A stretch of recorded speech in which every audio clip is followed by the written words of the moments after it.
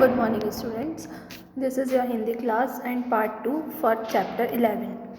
So हमने first video में जब सिनेमा ने बोलना सीखा इसके बारे में पढ़ा था, जिसमें हमने इसको आधा चैप्टर को पढ़ लिया था। पेज नंबर 64 से हमें दोबारा से हम स्टार्ट करेंगे। तो हम इसमें पढ़ रहे थे कि विट्ठल जो नायक थे उन्हें सिर्फ हिंदी भाषा ही अच्छे से बोलनी आती थी और उर्दू नहीं बोलनी आती थी। इस कारण से उनको इस पिक्चर के नायक की पदवी से हटा के और जो मोहम्मद थे उनको ले लिया गया। ठीक है, इससे विट्ठल नाराज़ थे और नाराज़ होकर उनने मुकदमा करा और उनका मुकदमा मोहम्मद अली ने लड़ा था। ठीक है, तो हम इसको इस पेज नंबर 64 से स्टार्ट कर रहे हैं। वे उस दौर में सर्वाधिक पारिश्रमिक पाने वाले स्टार थे। उनके चयन को लेकर भी एक किस्सा काफ़ी चर्चित है। विट्ठल को उर्दू बोलने में मुश्किल आती थी। पहले उनका बतौर नायक चयन किया गया, मगर इसी कमी के कारण उन्हें हटाकर उनकी जगह महबूब को नायक बना लिया गया। विट्ठल नाराज़ हो गए और अपना हक पाने के लिए उन्होंने मुकदमा किया। तो हमने इसको देखा था। उस दौर में उनका मुकदमा मोहम्मद अली जिन्ना ने लड़ा था।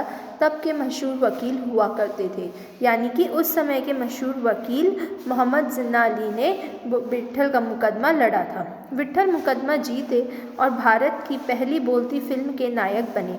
और जो विट्ठल थे, जो नायक बनना चाहते थे, वह उन्होंने इस मुकदमे को जीता और वही पहली बोलती फिल्म आलम आरा के नायक बने थे। विट्ठल मुकदमा जीते और भारत की पहली बोलती फिल्म के नायक बने। उनकी कामयाबी आगे भी जारी रही और उनकी जो कामयाबी थी मतलब उनको आगे भी फिल्में करने के लिए मिलती रही।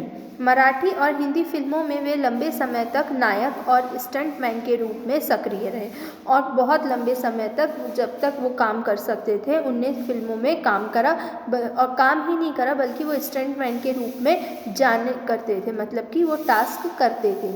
इसके अलावा आलम आरा में सोहराब मोदी, पृथ्वीराज कपूर, याकूब और जगदीश सेठी जैसे अभिनेता भी मौजूद रहे।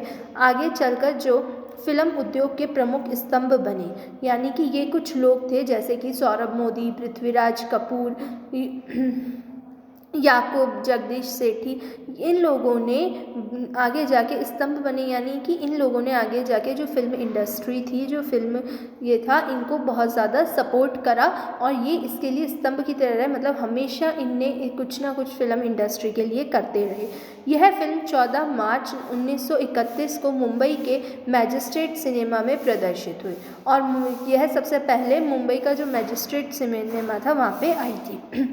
फिल्म 8 सप्ताह तक हाउसफुल चली और भीड़ इतनी उमड़ी थी कि पुलिस के लिए नियंत्रण करना मुश्किल हो जाया करता था। और हाउसफुल मतलब कि जितने भी इसके शोज़ होते थे फिल्म के, वो सब फुल जाते थे, कोई भी शो खाली नहीं था, मतलब टिकट खाली नहीं होती थी और भीड़ इतनी थी कि पुलिस को कंट्रोल करना मुश्किल हो जाता था।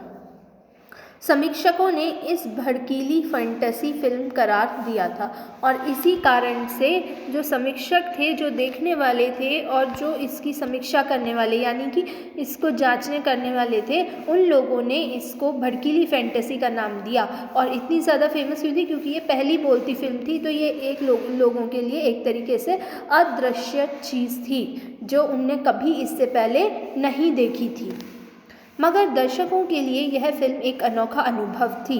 उनका एक नया अनुभव थी और उनको बिल्कुल नई चीज़ देखने के लिए मिली थी क्योंकि वह इस बारे में सोच भी नहीं सकते थे। यह फिल्म 10,000 फुट लंबी थी और इस 4 महीने की कड़ी मेहनत से तैयार किया गया था और जो ये फिल्म थी ये 10,000 फुट लंबी और इसको बनाने में 4 महीने का पूरा समय लगा था। सवाक फिल्मों के लिए पौराणिक कथाओं, पारसी रंगमंच के नाटकों, अरबी प्रेम कथाओं को विषय के रूप में चुना गया और फिर जो आगे की फिल्में बनी थी उनकी जो कहानी होती थी ज़्यादातर वो या तो पौराणिक कथाओं यानी पुरानी कहानियों पे आधारित होती थी या फिर पारसी रंगमंच के जो नाटक होते थे उन पर या अरबी प्रेम कथाओं पर। तो ये कुछ थे जो जैसे कथा और नाटक जिनके आधार पर आगे की फिल्में बनाई गई। इनके अलावा कई सामाजिक विषयों वाली फिल्में भी बनी और इसके अलावा सामाजिक मुद्दों पर भी फिल्में बनी थी। सामाजिक मुद्दे से जो समाज में समस्या करने वाले मुद्दे हैं, जैसे कि डिस्क्रिमिनेशन, बीच में भेदभाव करना, तो इन मुद्दों पर भी फिल्में बनाई गई थी ताकि लोगों को समझाया जा सके और जो सोशल प्रॉब्लम मतलब सामाजिक दिक्कतें होती हैं उनको ख़त्म किया जा सके। ऐसे ही एक फिल्म थी खुदा की शान, और इसी तरह एक फिल्म बनी थी जिसका नाम था खुदा की शान। इसमें एक किरदार महात्मा गांधी जैसा था, और एक किरदार महात्मा गांधी जैसा था यानी कि मतलब बहुत ही सीधा सच्चा और एक अच्छा किरदार था। इसके कारण सवाक सिनेमा को ब्रिटिश प्रशंसकों की तीखी नज़र का सामना करना पड़ा, क्योंकि गांधी जी हमेशा अपने जीवन में अंग्रेज़ों के खिलाफ लड़े। इसलिए जब ये ऐसा एक कैरेक्टर था फिल्म में, तो जो अंग्रेज़ थे उनकी तीखी नज़रों और उनके तानों का सामना सबको करना पड़ा था सिनेमा में। सवाक सिनेमा के लिए नए दौर की शुरुआत कराने वाले निर्माता अदृश्य इतने विनम्र थे कि जब 1956 में यानी 1956 में आलम आराम के प्रदर्शन के 25 वर्ष पूरे होने पर उन्हें सम्मानित किया गया और उन्हें भारतीय सवाक फिल्मों का पिता कहा गया, तो उन्होंने इस मौके पर कहा था, मुझे इतना बड़ा खिताब देने की ज़रूरत नहीं। यानी कि इन्हें कहा है कि अदृश्य जो निर्माता थे वो इतने सीधे सच्चे अच्छे इंसान थे कि जब उनकी कहानी, जब उनकी जो पिक्चर थी, जब आलम आरा पहली, उसका 1956 में 25 साल पूरे हो गए और इस पूरे होने पर उनको भारतीय संपादक फिल्म का पिता माना गया और उनको सम्मानित किया गया। पर उन्होंने कहा कि मैं इतना बड़ा इंसान भी नहीं हूँ, मैं भी आप जैसा ही आम आदमी हूँ। मैंने तो देश के लिए अपने हिस्से का ज़रूरी योगदान दिया। मैंने तो सिर्फ देश के लिए अपना योगदान दिया है। तो इन कुछ वाक्यों से हमें पता चलता है कि अदृश्य जो नायक थे वो निर्देशक थे अदृश्य, वो बहुत ही अच्छे इंसान थे और सीधे इंसान थे।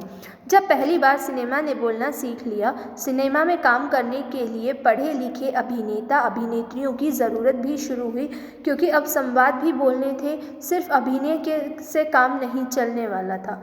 तो क्योंकि अब फिल्में बोलती हुई थी और क्योंकि जो बोलेंगे तो वो कोई लिखता भी था, तो उन्हें लिखने वाले की ज़रूरत भी पड़ती थी, संपादक की, और अभिनेत्री जो होते थे वो भी अभिनेता और अभिनेत्री वह भी पढ़े लिखे चाहिए होते थे। क्यों? क्योंकि वो पढ़ पाएंगे तभी तो उन डायलॉग्स को याद करके बोल सकते हैं।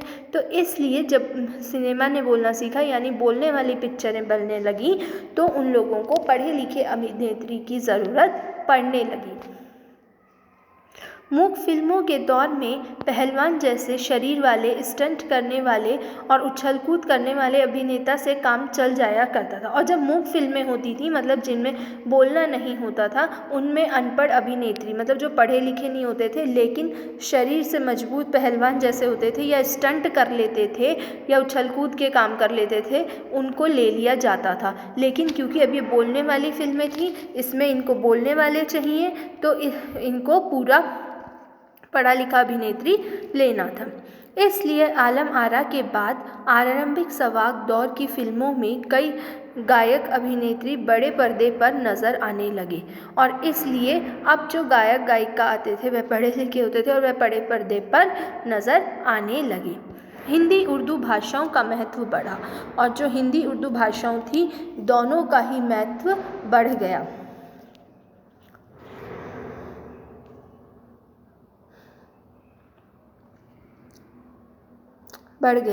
उर्दू भाषाओं का महत्व बढ़ा। सिनेमा में देह और तकनीक की भाषा की जगह जन प्रचलित बोलचाल की भाषाओं का दाखिला हुआ, और अब केवल ना सिर्फ देह और तकनीक बढ़ती गई थी, बल्कि जो आम बोलचाली वाली भाषा होती थी उसका भी प्रयोग वह लोग लेने लगे थे। सिनेमा ज़्यादा देसी हुआ, और इस तरीके जो सिनेमा था वो देसी होता गया।